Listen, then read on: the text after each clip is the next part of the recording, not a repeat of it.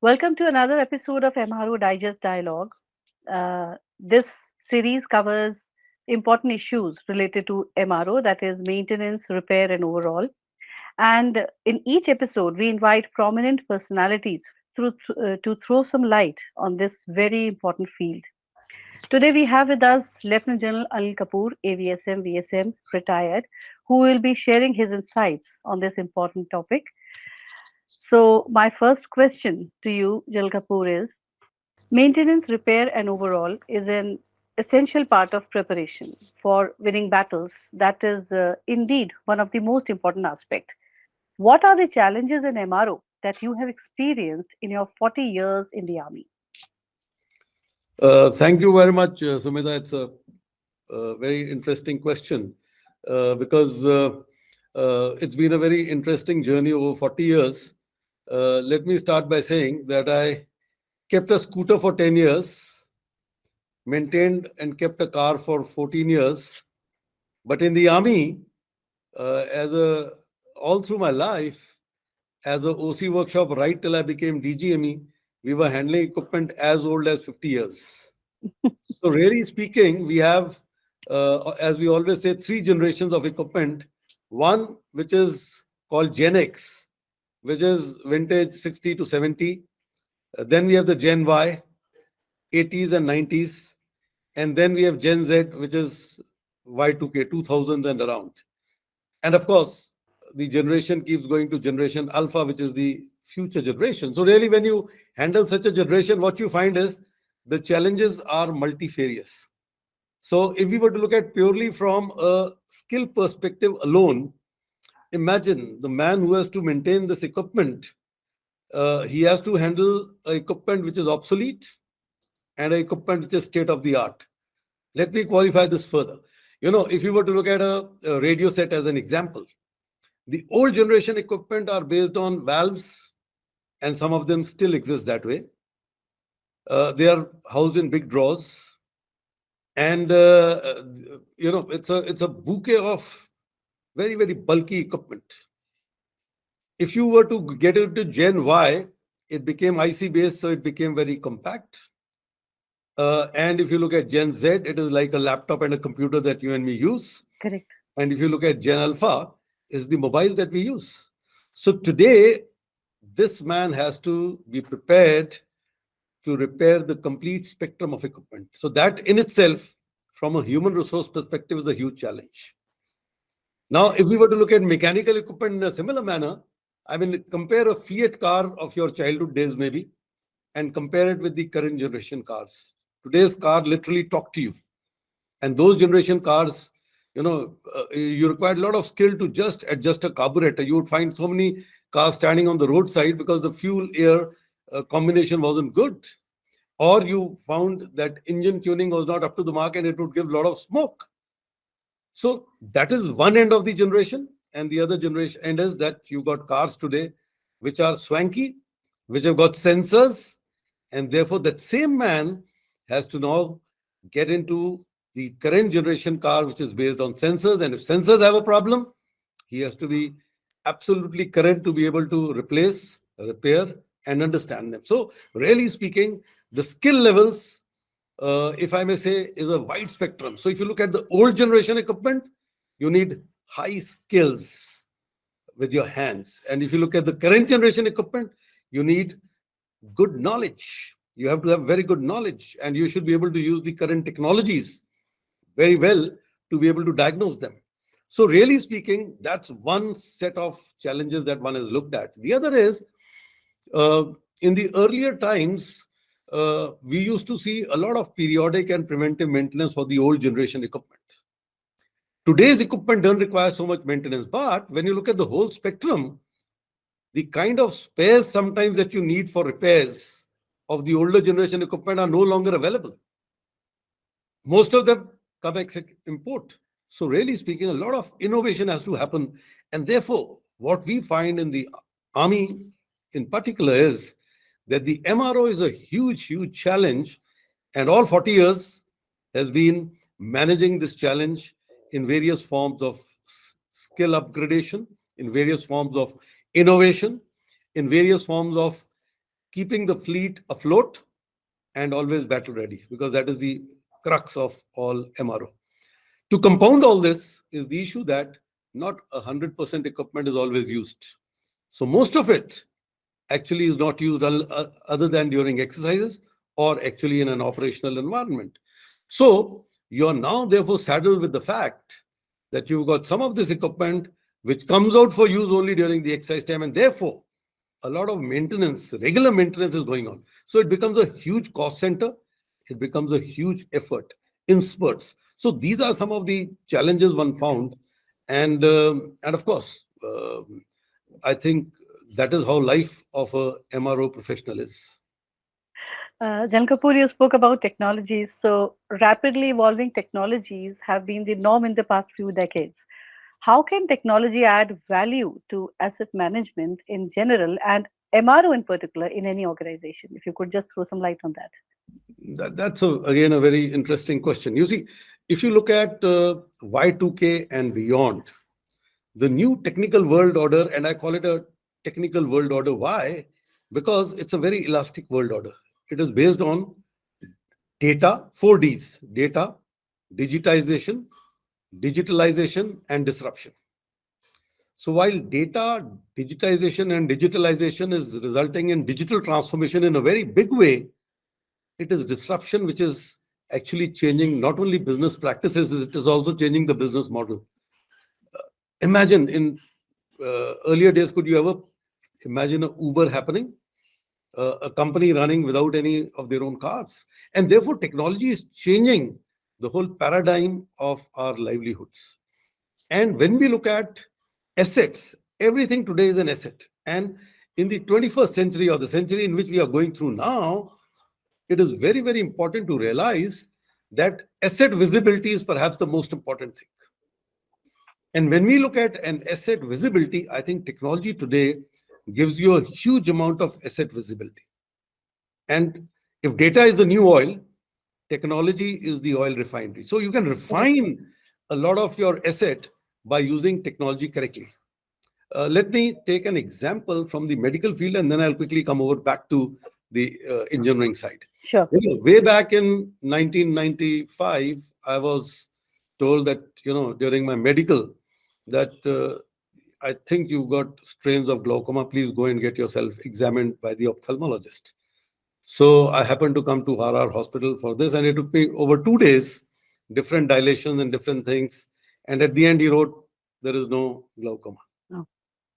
In 2010, again, during the medical, they said, you please get your eyes examined for this.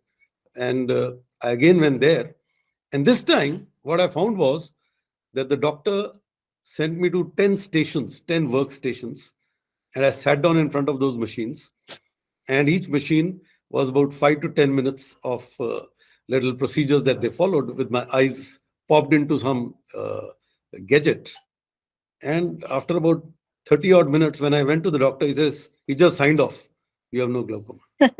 So imagine a Okay. 2-day activity getting converted into a 2-hour activity. So Hmm. really speaking, when we look at technology today, you have RFIDs, you have so many of these technologies which have come in the way to actually aid you and give you visibility. So when we look at an asset, the intention today is to make sure that the right asset is at the right place, at the right time, in the right condition. And therefore, you would like to track it all the way through. I mean, we all know when you demand anything on Amazon, you are able to track it Yes. as where it is. So that is the technology that is on the table today. And therefore, when you look at defense, I think the need for this technology is huge. And now let me get from asset visibility to MRO and technology. Uh, when we look at any assembly or a sub-assembly, that today the assembly or sub-assembly can actually talk to you. It's like, I mean, all of us have 5 sensors in our body. If you put this system of sensors in your vehicle, you'll exactly get to know what is happening. And what we have seen now is that the current generation equipment is actually coming with so many sensors that moment you switch on the engine, you'll exactly be able to see your engine performing in various places in green zones, amber zones, and of course, red zones. If it is a red zone, then you better go in for maintenance intervention immediately. If it is in an amber zone, be aware Correct. that time has come. And if it is in green, just not don't bother. So really speaking, it is giving you a huge visibility. So really speaking, MRO becomes a very, very interesting exercise, absolutely cost effective. And more importantly, when you look at it from a defense perspective, you're actually, when your mission is going, you could actually read the equipment and say at what time you need to do what. So I mentioned periodic and preventive maintenance earlier. Today, there's a transition from periodic and preventive maintenance, which you would like to do just in case, to a prescriptive and a predictive kind of maintenance. That means you predict using sensors and you prescribe. So that is the transition that is happening with technology today. And therefore, the biggest challenge we have in our army today and armed forces by and large will be that while the futuristic equipment that is coming is quite compliant, how you manage the legacy, which is your equipment of 1960s, 70s, 80s, 90s, is what you have to look at. How do you make it compliant for a current generation MRO practice? And that is where there's a huge opportunity and a huge challenge. Anil Kapoor, as we spoke about value, my next question would be maximizing value is the universal mantra for success, right? So, how can technology leverage value from assets through balancing costs, risks, and performance? Brilliant. In fact, you see, the whole MRO practice, when we do, why do I maintain my car? To keep my performance or my capability at the level as it Exactly, is correct. required at all times. But to do so, now there are two things. One is, if I did it more frequently, it would mean higher costs just because I want low risk. Or if I did not do it as frequently, that means I would be able to do it in low cost, but the risks are high. Hmm. Now, I alluded a little while in the previous question to something called condition-based monitoring using sensors, IoT, and today you have onboard computers. I mean, there's a computer chip sitting in your car also, which is actually monitoring everything, what is Correct. happening. So really speaking, today, when we are looking at the current generation equipment, what we are finding is that the performance is high, the running costs are low, the maintenance costs are low, because you would rather do it just in time, and the risks are balanced. Hmm. While this is very true of the current and the futuristic equipment which is going to get coming into our inventory, let's step into the past. That means beyond 2000 till we go to 1960. Okay. In that window, the problem is that we are still continuing to do periodic maintenance, Hmm. preventive maintenance, and I told you most of the equipment sometimes is not even exploited. But because of certain conditions of vintage, certain conditions of mileage, you have to subject it to that kind of an intervention. So, really speaking, there, what we are finding is just to get down the risks, we are incurring high cost for performance. The maintenance. Yes. So, therefore, if we can now bring in if what I call augmented intelligence into that equipment. That means if in my Fiat, I could get in sensors, and today you have large number of sensors. You have torsion vibration sensor for every rotating part can tell you what is happening and when you should do this kind of intervention. Correct. If one did that, I think you would gain high performance at low cost with low risk. So that would be the endeavor. So really, technology is bringing in uh, this kind of a paradigm into our lives, which is high performance, low cost, low risk. And that is the aim of using technology, if I may say, intelligently. And I don't call it artificial intelligence, I call it augmented intelligence. You have to augment this intelligence. No, I really love that word, frankly. Yeah. Kapoor. You're a Okay. strong proponent of reliability centric condition based maintenance. So, what is the concept and how can it be implemented in the armed forces? If you could just give us some thought over that. Right. Now, let's take ourselves back to 1960s. I've got a tank which is of 60s vintage. It has got all the technologies that existed in 60s, and little upgrades that we could do over a period of time. Now, today, we have a policy, and I'm not going to give the precise, but I'm just going to give you some kind of a idea. Suppose the policy says that after about 2,000 kilometers and 20 years, whichever is earlier, please overhaul this equipment. Mm.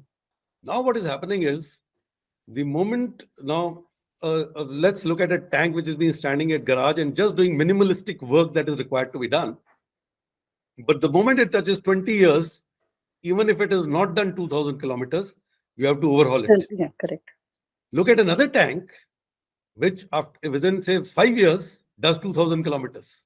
Since the policy is whichever is earlier, the moment it touches 2,000, you start maintaining, you start overhauling it, right? Now, this is what I call as over maintenance. The other thing is that since you are, both these parameters bring in a huge amount of tank, because in our case, equipment gets inducted in bulk. Now imagine that if you touch the 20 year parameter and you had inducted, say, 200 tanks that year, that means your 200 tanks on a particular day become due for overhaul straight away. Now, do you have the capacity to overhaul so many? The answer is no. Mm. With the result, people start talking, oh my God, we are developing a huge backlog. And I often say that, in the army, if we had a rule, if the medical people came up with a rule that 40 years of brigadier, whichever is earlier, you'll have an open heart surgery. By now, I would have had an open heart surgery for sure. Touch wood. Yes, That's I'm near that. But the fact is, I speak, there are sensors in my body which says, no, his heart Mm. is healthy. Mm. Whereas the equipment today, especially the generation I have spoken about, which is legacy, is mute. It doesn't talk. The guys who maintain are governed by policies which have been laid down, archaic Correct. policies being They laid don't have down, and they have to follow them. true. So this is actually a mixture for what we just talked of, performance, risk, and cost. This is a mixture for low performance, high risks, and if I may say, high costs. Which is exactly the other way. You are turning the whole philosophy on its head with this kind of a system. So what I've been propounding is, let's get reliability centric. Let's start using technology in these equipment. Let's start innovating with technology in these equipment. Let's put so many sensors as would be required so that the equipment talks to me the way I'm talking to you and tells me exactly where the pain lies. And like I said, when it touches amber, only then should my hackle go up. So amber is the time when I should start getting my act together for acquiring the spares or whatever lubricants or whatever capacity is required to repair it and capability is required to repair it. Till then, I'm sitting cool. And the moment it is about to touch red, or even if it touches red, is the time when I get into it. Now, what happens in so doing is, firstly, you're making an optimum use of the components, assemblies, and sub-assemblies. Very, very important. Mm. You're cutting down your costs. You have full visibility, so your performance, you're always confident about your performance. And there are no risks involved because you're using technology the way you should be using in the 21st century. So it is actually a very good recipe for a futuristic way of looking at mission reliability. So I am a very strong proponent that we have to get into condition-based monitoring. And mind you, there may be initial costs. For sure, there will be. But your life cycle costs are going to go drastically low. The bigger thing is that you will be very sure of your mission reliability. When the tank is moving in the battlefield, you will at the back end know what is happening because you're reading the complete greens, ambers, and reds of various assemblies of various tanks and only taking action where and when it is warranted. So that is a huge value add. It's That's a my take on this. sure. It's a sure short way of getting rid of the over maintenance, as the Very word true. came in, Very right? true. Can we have some thoughts on GOCO, that is government-owned corporate operative, and MRO, prognosis in the army? Right. Now, this has been something that has been happening for some time. It's been, there's been a thought on corporatization and for a good reason. The reason is that, like I said, sometimes you don't meet your targets. Some of our base workshops, when you visit them, you feel that they are still 19th century, Second World War, maybe a little better than Second World War, but nowhere near the current generation industry that you find. So, really speaking, when we analyze this issue, we find three important things that must happen. While corporatization is never bad, I'm not against it. But when you look at military equipment, there is a huge amount of skill which is generated over a period of time, which each person who deals with it, each technician who deals with it, each officer who deals with it, all of them acquire a skill level with time. Now, this skill comes because you're repairing this equipment day in and day out, you're maintaining it day in and day out in the field army and at various echelons right through till you come to the base workshop. Now, when you look at a production line, when you look at a corporate house, it's a production line.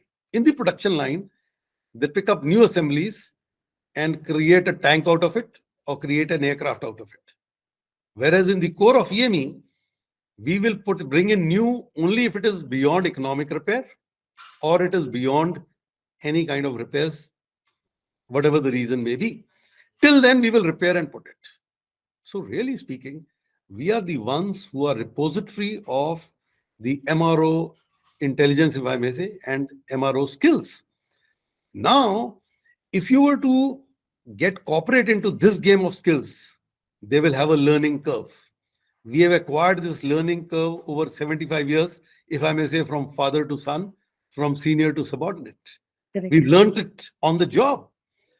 And if you now get corporate into it, they will have a learning curve. So really speaking, this may be a wrong end to start for GOCO.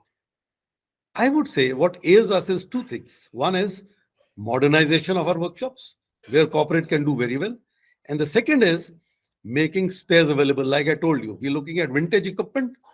It's a huge challenge getting the spares. I think corporate would do very well in helping us getting those spares. So really speaking, if we have to look at the whole gamut of GOCO activities, I would say a good start point for corporatization is modernization and inventory management for technical spares. If we can handle these two with corporate and bring them part of our system, I think it'll work very well. And over a period of time, we would become as corporatized as you would like to be.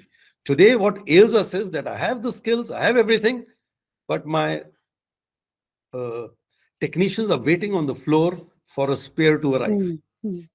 They're not modernized.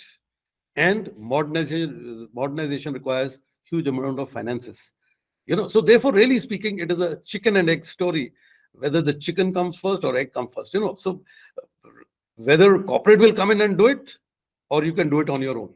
So if the funds are made available, even we can do it. But knowing fully well that this kind of enormity of funds may not be available, it will be a good idea to get corporate, help us modernize. Incorporated, correct. And corporate help us get the spares while we do the hardcore stuff of the MRO. So that I would say would be a good way forward when we look at GOCO. And I have always been a very strong proponent of what I call the synergy with corporate rather than handing over to corporate. So I think if we can create these synergies with corporate, it'll be a win-win. They will learn huge out of our experience and we would learn huge out of their experience. And that's the kind of bridges that need to be built. The other is that now when we look at the whole gamut of activities, see, our officers, JCOs, men, and even some civilians, when they come to the base workshop, they learn the skills because here you are stripping the complete equipment right to the last nut, last bolt, and reassembling it.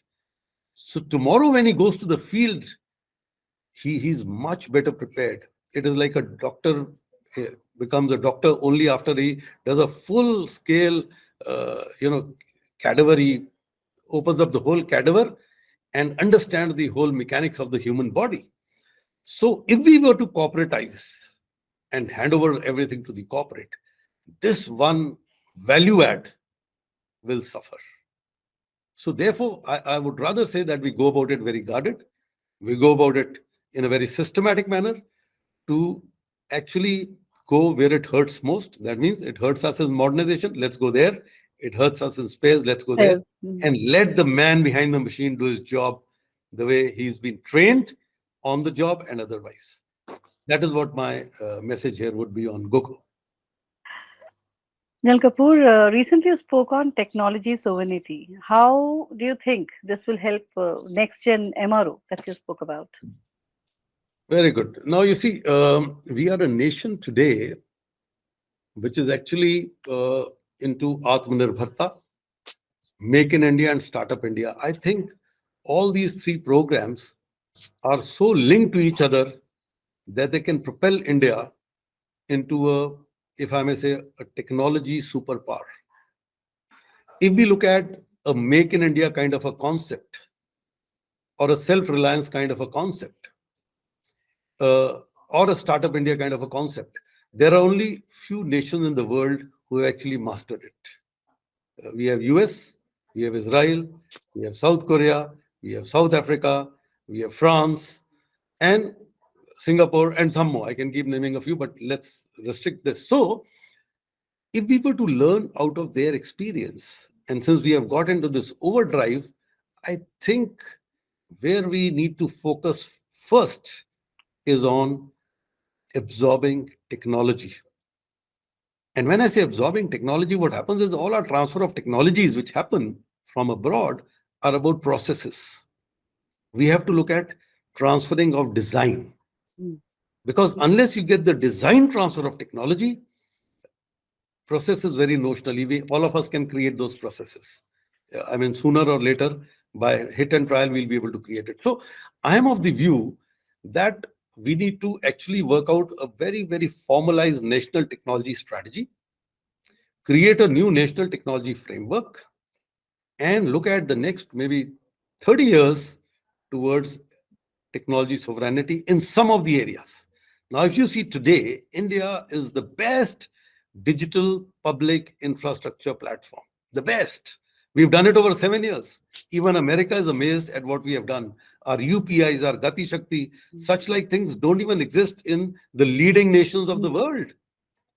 But that is because we applied ourselves, and therefore we have the capability and we have the ability. After all, the same Indians go abroad and become technical wizards.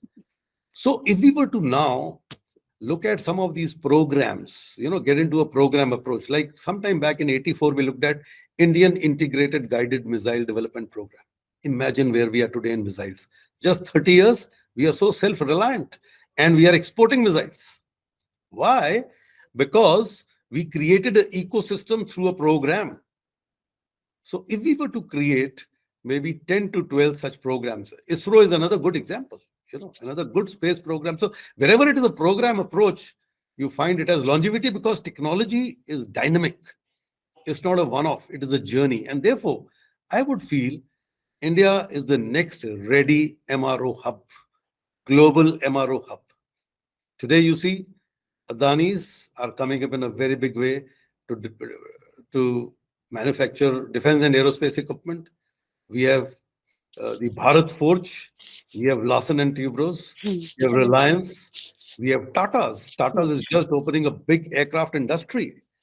So if we see the kind of euphoria of industry in India today, the industrial corridors and the policies, structures and programs that are being weaved around it, to my mind, the one game changer or the juggler vein, जिसे nubs बोलते हैं ना, जी. the juggler vein of the whole thing is technology sovereignty. If we can build that into our system, we'll make the world eat out of our hands.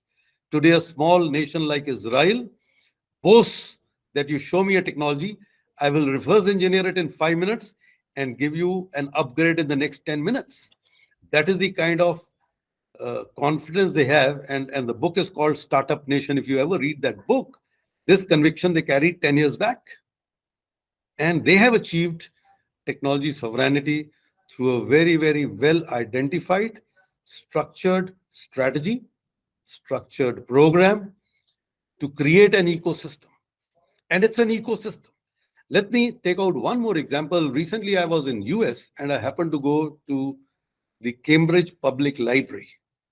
Now, sorry, Sumita, I'll ask you a counter question. If you go to a library, what would you find in a library? Books, Okay. Anything else? quiet, peace, sitting there. Okay, good. So that is my view as well. And I was expecting that will be a, but my daughter told me, Papa, you go and see that library, you'll be amazed. Now I enter the library. On the ground floor is what you tell me. And then I walk up to the first floor. The first room is a 3D printing station. Wow. Now, anybody who is registered with the library can take free classes on 3D printing. You Wow. register yourself and take those classes. The second room was augmented reality, virtual reality, wearables technologies, and here again you can learn and do whatever. I mean, there's a full program on how you would use AR VR in the real world, and you use it the way you want to. The third Mm. room is on artificial intelligence, big data, IoT, and sensors. The Wow. fourth room is on cyber training. Now if you look at, and I can go on, and then you go to the next floor, that is on dramatics, that is on behavioral sciences, that is on human psychology. Then there's a floor on, healthcare, personal healthcare, That's like they say that illness. books open the windows, and here more So, and more opportunities, right? so More and really more. speaking, Yeah. world is moving towards a very, very evolved self-learning module. And technology sovereignty is all about self-learning. Mm. I mean, today, when you come out of any institution, the journey to learning is through libraries. No, you go to the library to read books, magazines, whatever. They have realized that throughout America today, you got public libraries which have state of the art facilities, and they're all being run by, in Cambridge, it is run by MIT. You have professors from MIT with whom you can register, and it's all free of cost, funded by the universities, funded by the state. And therefore, I think that is the landscape we are looking at. And since you asked this question, there's something which I always talk about is, India is the first amongst the first to have started corporate social responsibility as a formal program through Companies Act 2013, wherein, depending on some profits and some turnovers, 2% would come Mm. Back to for the CSR. Now, CSO. year on year, we've been spending 15,000 crores or thereabouts towards CSR activities, and now it's been 8 years. I am saying, and it has improved the hygiene and sanitation and social fabric of the country. For sure, it has. Because if so many things were not done, Mm. the way rural India has come up, the way urban India has come up, it would have been worse than what we see today, thanks to CSR. Now, I talk of it as a corporate professional response. I say give another 2%, which is towards technology sovereignty. So if you have 15,000 crores being recycled every year structurally towards technology sovereignty, towards creating such institutions and libraries, the way I spoke about Cambridge, imagine the youth bulge that we have. Almost, half of our population is youth bulge, and quite a bit is unemployed. If you were to create such kind of ecosystem, not only your industry, which is into production, you would look at the whole MRO, which is a life cycle sustenance. So if you make an aircraft today, you're producing for today. But if you look at MRO, you're looking at the next 30 years of employment. So really speaking, we have to graduate from a production oriented industrial corridor to a life cycle sustained industrial corridor, where you take ownership from womb to tomb. From Today womb we are to only tomb. looking at the womb. We are not looking at the whole journey.